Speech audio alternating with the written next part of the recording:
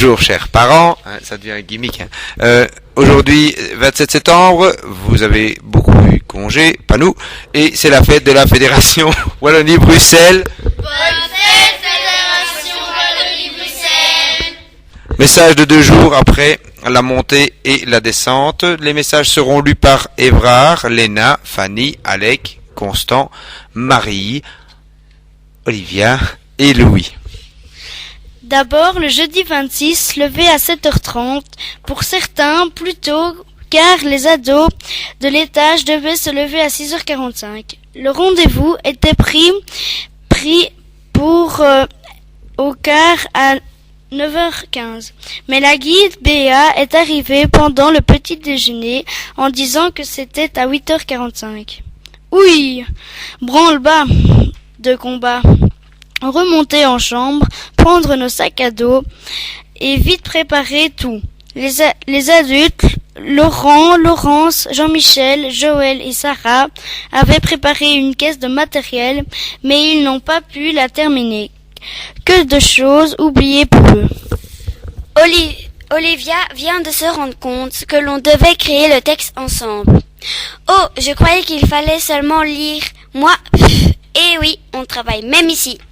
Rendez-vous dehors avec sac à dos rempli de bonnets, gants, kawaii, poncho, boîte à tartines, gourde, slip, culotte, t-shirt de rechange, chaussettes et brosse à dents. La brosse à dents faisait partie des objets oubliés par Jean-Michel et Laurent. Ils ont donc utilisé le doigt à dents. Devant l'hôtel, une petite bruine. Jean-Michel demande d'enfiler les kawaii. Et là, plus de 10 personnes. Oh, je l'ai laissé dans la chambre. Grrr. À quoi servent donc les consignes données chaque matin? Arrivé en quart au lac de Vernamiège vers 10h30. Altitude 1723 mètres. On souffle un peu, puis on remet les mousquetons du mercredi.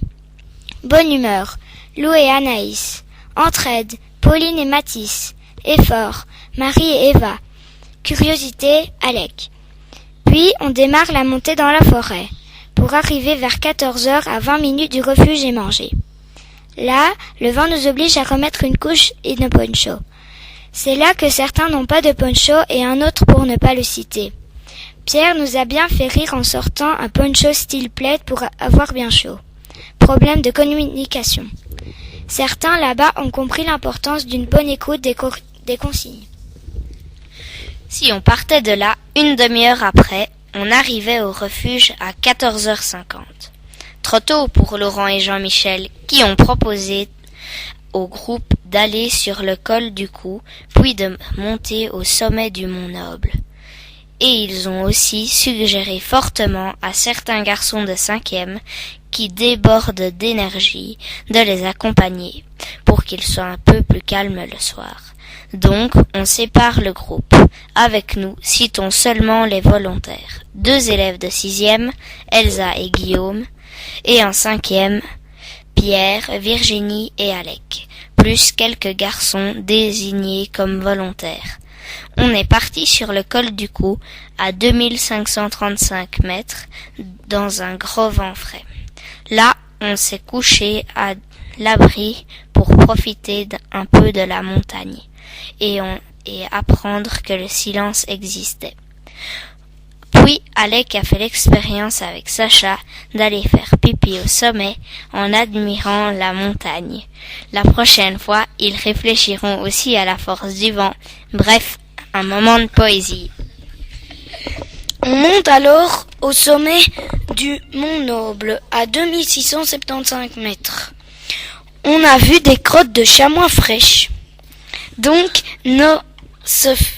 notre se fait plus de 950 mètres de dénivelé. À l'aise, enfin oui, à l'aise. Pendant ce temps, l'autre groupe a fait des jeux autour du chalet. Mais, qu'est-ce que c'est? Des taches rouges tout au-dessus de la montagne. Des chamois qui ont pris des coups de soleil. Non, c'était nous avec nos ponchos. À 16h10, les bourlingueurs décident de quitter le Mont Noble pour rejoindre le refuge. 50 minutes plus tard, le comité d'accueil était présent au loin. « Vous êtes fatigués ?» On n'est pas fatigués. vous êtes fatigués. Alors venez nous tirer. Les 9 ayant répondu à la demande étaient les compatissants, Louis, Constant et Amélie. Quelle agréable surprise! Une cabane toute propre et les tables installées. Merci Laurence et Béa. Une bonne soupe nous attendait. Peu après, Benoît apportait la seconde surprise, un délicieux festin, préparé par les cuisiniers des Gentianes. Cuisses de poulet, pommes de terre frissolées et compote de pommes, et ananas comme dessert.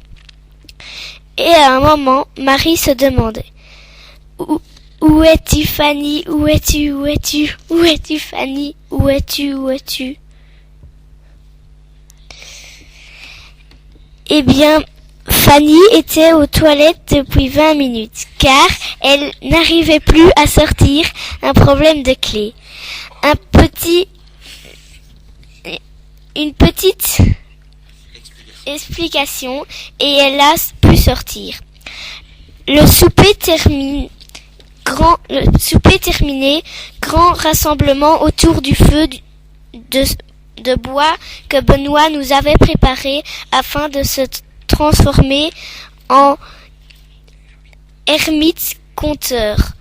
Le temps d'un soir, on a eu droit à 2 contes, le chat et la sorcière, merveilleux devant ce feu sous un ciel étoilé, puis veillé avec des chants d'action. Je peux vous dire que le chalet a tremblé. Ensuite, les 6e sont descendus dans un autre refuge pour dormir dans 2 chambres. La nuit fut courte, chaude pour les garçons, mais froide pour les filles qui étaient dans la chambre à l'extrémité. On vous racontera. Le matin, les 5e ont déjeuné seuls pendant que les 6e rangeaient le refuge. De plus, ils ont eu la chance de voir un fermier qui faisait son fromage. Il a tout expliqué, du lait caillé au petit lait, la présure, et on a même pu le goûter. Puis on est monté au refuge déjeuner. Après le nettoyage des sandocars qui nous attendaient au lac de Vernamiège, une petite descente de 500 mètres en 2 heures. Cool, on a même pu caresser des vaches.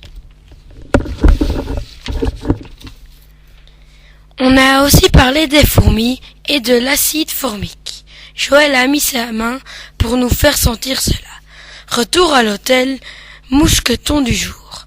Effort, Virginie, bien mérité. Et Guillaume Queuse. Bonne humeur, Gabriel Pirenne. Et Louis, curiosité, Pierre, qui pose tout le temps des questions. Et entraide, Lisa Scholz et Joël, qui a beaucoup de patience, car certaines restent tout le temps près d'elle. On a fait nos expressions écrites dehors sous le soleil. Ah, au menu, on va vous faire saliver une vraie raclette. On s'est fait éclater la peau du ventre. Puis on a fait un bricolage avec les stagiaires. Super ces 2 journées, bis à vous. Même si on n'a pas le temps de penser à vous. Et on s'amuse bien et on ne voit pas le temps passer. À demain. Voilà, chers parents, donc un long résumé des 2 jours. Nous vous souhaitons une bonne nuit ou un bon week-end si vous écoutez ça demain matin. Nous sommes heureux de voir que certains ont reçu la carte postale envoyée par quand nous étions au barrage. En tout cas, c'est les échos que j'ai reçus. On vous envoie un petit message demain soir parce que demain nous allons encore faire une belle ascension. Bonne nuit ou bonne journée à tous.